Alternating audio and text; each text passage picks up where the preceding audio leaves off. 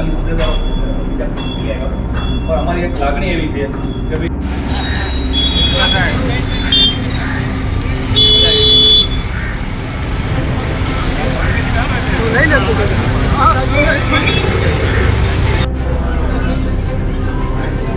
આપણે પણ ગાડી લેવાના છે ભાઈ, લેવા જઈએ ખાવા છે તો કાંઈ આપણે શું છે જે સ્વર્ગસ્થ આત્મા છે એના મોક્ષ અંતે 2 મિનિટ આપણે મોઢ રાખવા એવું બોલી ત્યાં સુધી બોલી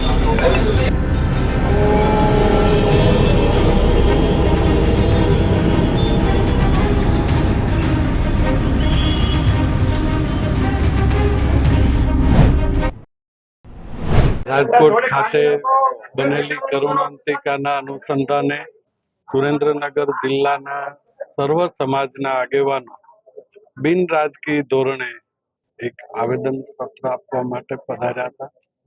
સાથે સાથે મૌન રેલી દ્વારા મૃતકોને શ્રદ્ધાંજલિ આપવાનો પ્રયત્ન કરવામાં આવ્યો અને જે કોઈ કસૂરવાર હોય એને ન્યાય મળે, કસૂરવાર લોકોને સજા મળે એ માટેની રજૂઆત તમામે સાથે મળીને આજે કરી છે.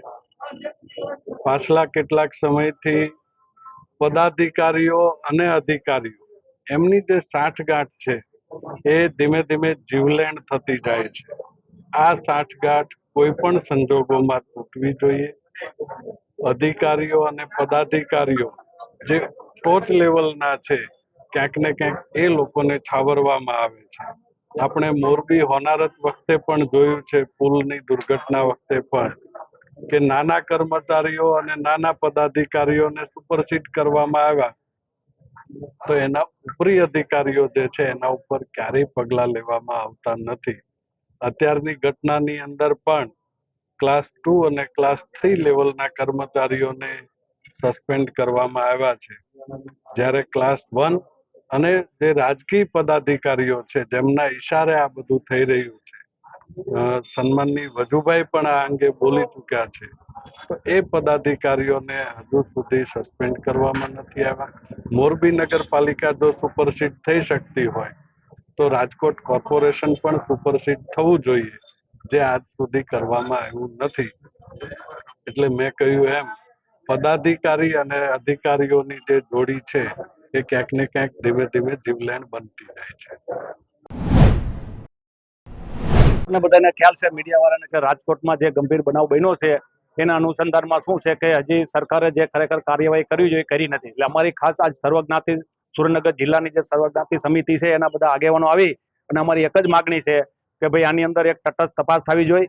બીજું, આમાં જે જવાબદાર અધિકારીઓ છે, જ્યારે IAS IPS જે પણ હોય, કારણ કે અત્યાર સુધીમાં જનરલી આપ જોતા હો છો કે સીટની રચના થાય છે તેમાં તો શું છે કે બધાને બચાવવાના જનરલી પ્રયત્ન થતા હોય છે. એટલે અમારી ખાસ એવી માગણી છે કે ભાઈ આની જે કમિટી છે એ ચાલુ સિટિંગ જજના અધ્યક્ષ સ્થાને આની જે તપાસ થવી જોઈએ, તો તટસ્થ તપાસ થાય ને મૃતકોને એનો શું છે લાભ મળે. એટલે જે પણ આમાં જવાબદાર અધિકારીઓ છેલ્લા 4 વર્ષથી સાહેબ આ બિનકાયદેસર આખું હાલતું હતું ગેમ ઝોન, તેના જે પણ IAS IPS કે જે પણ ફાયરના કે બધા મનોરંજન અધિકારી દરેકને આમાં FRI એની અંદર સામેલ કરવા જોઈએ અને એની સામે જે પણ કાયદાકીય કાર્યવાહી થતી હોય છે આટલા, કારણ કે આ કોઈ સામાન્ય આંકડો નથી.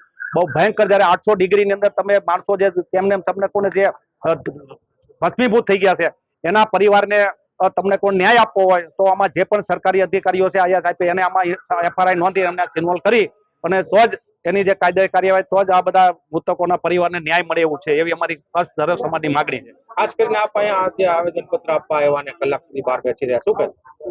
એમાં શું છે કે અત્યારે ખરેખર તો એક મિટિંગ ચાલતી હતી, હવે કોઈ પ્રશ્ન નથી એવો કોઈ, પણ છતાં અમારે તમે રિક્વેસ્ટ કરી કે ભાઈ જયારે સર્વજ્ઞાતિ સમાજના આવો જયારે ભયંકર બનાવ બન્યો છે તો ખરેખર તો અધિકારીઓ સાહેબ એની ચિંતા કરવી જોઈએ. એના બદલે અત્યારે બીજી મિટિંગ ચાલી, એટલે અમારે રિક્વેસ્ટ કરી કે પેલા તમે છે દરેક જ્ઞાતિ છે, દરેક જ્ઞાતિના આગેવાનો બોલો. મીટિંગ ચાલી રહી હતી, હવે આના ચાલુ એવો મેસેજ મળ્યા છે કે ચાલુ ધારાસભ્યની કઈ મિટિંગ ચાલતી હતી, શેની મિટિંગ, ઓફિશિયલી કોઈ મિટિંગ અમને મેસેજ નથી. એટલે અમારી રિક્વેસ્ટ કરી, એટલે કલેક્ટર સાહેબે અમને સર્વજ્ઞાતિને બધાને બોલાયા અને અમે અમારી જે લાગણી હતી કે અમને કીધું સરકાર સુધી આપ પહોંચાડો. ધારાસભ્ય તો અંદર હતા નહીં ભાઈ, અમે ગયા ત્યારે નહોતા. અમને પેલા મેસેજ મળ્યા ધારાસભ્ય અંદર છે, પણ અંદર ગયા ત્યારે અમને અંદર જોયા નથી, ક્યાં ગયા એમને ખબર નથી.